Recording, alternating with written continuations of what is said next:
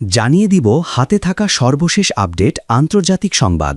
প্রথমেই সংবাদ শিরোনাম, এরপর বিস্তারিত। দেশের অর্থনীতি ও জাতীয় স্বার্থের ক্ষতি হয়েছে ইমরান খানের পিটিআই। আরও জানিয়ে দিব মার্কিন প্রস্তাবের আনুষ্ঠানিক জবাব দিল ইরান। আরও জানিয়ে দিব ইরানে মার্কিন আগ্রাসন নিয়ে মুখ খুলল হুথিরা। সর্বশেষ জানিয়ে দিব ইরানি ক্ষেপণাস্ত্র হামলায় আরও 4 ইসরায়েলি আহত।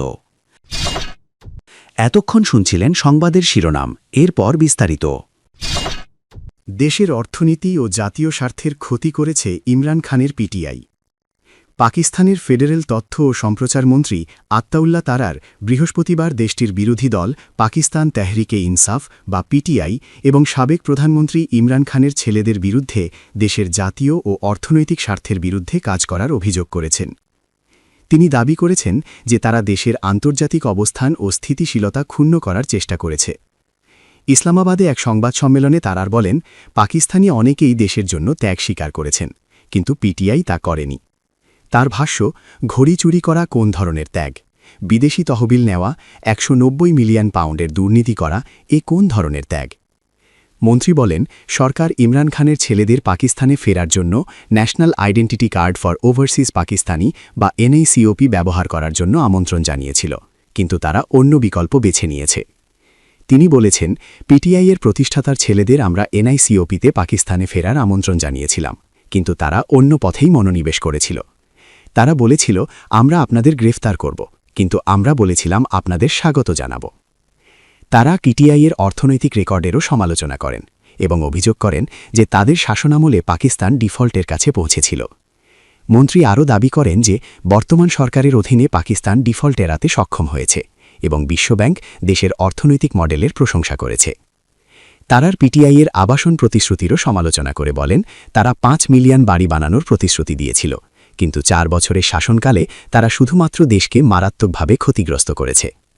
বাণিজ্য সংক্রান্ত বিষয়েও তিনি অভিযোগ করেন। তিনি উল্লেখ করেন যে বর্তমান সরকারের অধীনে অর্থনৈতিক পরিস্থিতি উন্নত হয়েছে। সমালোচনা সকলের অধিকার, কিন্তু দেশের মর্যাদা ক্ষুণ্ণ করা চলবে না। কোনো রাজনৈতিক নেতা বা দল পাকিস্তানের চেয়ে বড় নয়, এমনটাও বলেন তারার। আন্তর্জাতিক বিষয়ের ক্ষেত্রে পিটিআইয়ের অবস্থান নিয়েও তিনি সমালোচনা করেন এবং বলেন, পিটিআই কখনও ইসরায়েলের অপকর্মের নিন্দা করেনি। সবশেষে তিনি বলেন, যত বেশি তারা পাকিস্তানের বিরুদ্ধে ষড়যন্ত্র করবে, পাকিস্তান ততই উজ্জ্বল হবে। তিনি আরও উল্লেখ করেন যে মধ্যপ্রাচ্যে পাকিস্তানের কূটনৈতিক ভূমিকা বিশ্বব্যাপী স্বীকৃতি পাচ্ছে। প্রধানমন্ত্রী শাহবাজ শরীফ এবং সেনাপ্রধান ফিল্ড মার্শাল সৈয়দ আসিম মুনিরকে দেশের আন্তর্জাতিক অবস্থান শক্তিশালী করার জন্য তারার কৃতিত্ব দেন এবং দাবি করেন যে ভারতীয় মিডিয়া পাকিস্তানের কূটনৈতিক প্রোফাইলের উন্নতিতে বেশ উত্তেজিত। সূত্র, দি express Tribune. Pakistan, Imran Khan, PTI. মার্কিন প্রস্তাবের আনুষ্ঠানিক জবাব দিল ইরান। ইরান আনুষ্ঠানিকভাবেই যুক্তরাষ্ট্রের দেওয়া 15 দফা প্রস্তাবের জবাব দিয়েছে। বৃহস্পতিবার ২৬ মার্চ রাষ্ট্রীয় সংবাদ সংস্থা তাসনিম এক সূত্রের বরাত দিয়ে এ তথ্য জানিয়েছে। সূত্রটি জানায়, গতরাতে মধ্যস্থতাকারীদের মাধ্যমে এই জবাব পাঠানো হয়েছে এবং তেহরান এখন ওয়াশিংটনের উত্তরের অপেক্ষায় আছে। প্রতিবেদন অনুযায়ী সংঘাত অবসানের জন্য ইরান বেশ কিছু শর্ত তুলে ধরেছে। এর মধ্যে রয়েছে তাদের ভাষায় হত্যাকাণ্ড ও আগ্রাসন বন্ধ করা এবং ভবিষ্যতে যুদ্ধের পুনরাবৃত্তি হবে না এমন নিশ্চয়তা প্রদান। তেহরান আরও দাবি করেছে যে যুদ্ধের ক্ষতির ক্ষতিপূরণ স্পষ্টভাবে নির্ধারণ ও গ্যারান্টি দিতে হবে। এছাড়া এই সংঘাত শুধু সরাসরি নয়, বরং যুদ্ধে অংশ নেওয়া এই অঞ্চলের ইরানপন্থী গোষ্ঠীগুলো সহ সব ফ্রন্টে বা রণক্ষেত্রে বন্ধ করতে হবে। সূত্রটি আরও যোগ করেছে, ইরান হরমুজ প্রণালীর ওপর তাদের সার্বভৌমত্বকে একটি স্বাভাবিক ও আইনগত অধিকার হিসেবে স্বীকৃতি দেওয়ার ওপর জোর দিয়েছে।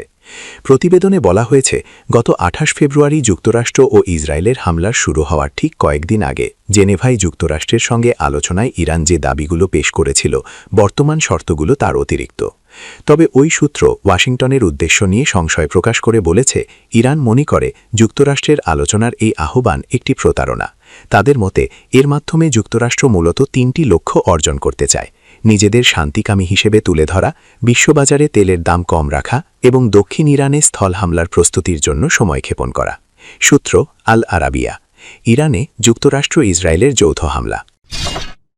ইরানে মার্কিন আগ্রাসন নিয়ে মুখ খুলল হুথিরা। ইরানে যৌথভাবে আগ্রাসন চালাচ্ছে গণহত্যাকারী ইসরায়েল ও তাদের সহযোগী যুক্তরাষ্ট্র। এই সংঘাত ২৭তম দিনে গড়ানোর পর বিষয়টি নিয়ে মুখ খুলেছেন ইয়েমেনের প্রতিরোধ যোদ্ধাগোষ্ঠী হুথিরা। ইরান সমর্থিত এই বাহিনী এতদিন যুদ্ধ নিয়ে কোনো মন্তব্য করেনি, তবে নানা মহলে আলোচনা চলছিল যে কোনো মুহূর্তে তেহরানের হয়ে যুদ্ধে অংশ নেবেন হুথিরা। একটি সংবাদ প্রতিবেদনে বলা হয়েছে, ইয়েমেনের হুথি বিদ্রোহীরা যদি প্রয়োজন মনে করে তবে তারা যুক্তরাষ্ট্র ও ইসরায়েলের বিরুদ্ধে যুদ্ধে যোগ দিতে পুরোপুরি প্রস্তুত। বিষয়টির সংবেদনশীলতার কারণে নাম প্রকাশ না করার শর্তে একজন হুথি নেতা রয়টার্স নিউজ এজেন্সিকে বলেছেন, আমরা সব ধরনের বিকল্প নিয়ে সামরিকভাবে সম্পূর্ণ প্রস্তুত রয়েছি। তিনি আরও যোগ করেন, চূড়ান্ত মুহূর্ত 0 আওয়ার নির্ধারণ সংক্রান্ত অন্যান্য বিশদ বিবরণ নেতৃত্বের ওপর ছেড়ে দেওয়া হয়েছে। আমরা পরিস্থিতির অগ্রগতি পর্যবেক্ষণ করছি এবং পদক্ষেপ নেওয়ার উপযুক্ত সময় কোনটি তা আমরা জানতে পারব। তার মতে, এখন পর্যন্ত ইরান বেশ ভালো করছে এবং প্রতিদিন শত্রুকে পরাজিত করছে। যুদ্ধের মোড় তাদের দিকেই। যদি এর বিপরীত কিছু ঘটে তবেই আমরা নতুন করে মূল্যায়ন করব। হুথিরা যদি এই সংঘাতের নতুন কোনো ফ্রন্ট বা রণক্ষেত্র উন্মুক্ত করে তবে তাদের স্পষ্ট লক্ষ্যবস্তু হবে ইয়েমেন উপকূলের বাব আল মানদেব প্রণালী। ইরান ইতোমধ্যে গুরুত্বপূর্ণ হুরমুজ প্রণালী কার্যত বন্ধ করে দেওয়ার পর সুয়েজ খালের দিকে সামুদ্রিক যান চলাচল নিয়ন্ত্রণকারী এই সংকীর্ণ পথটি বর্তমানে বিশ্ব বাণিজ্যের অন্যতম প্রধান সংযোগস্থলে পরিণত হয়েছে। সূত্র আল জাজিরা।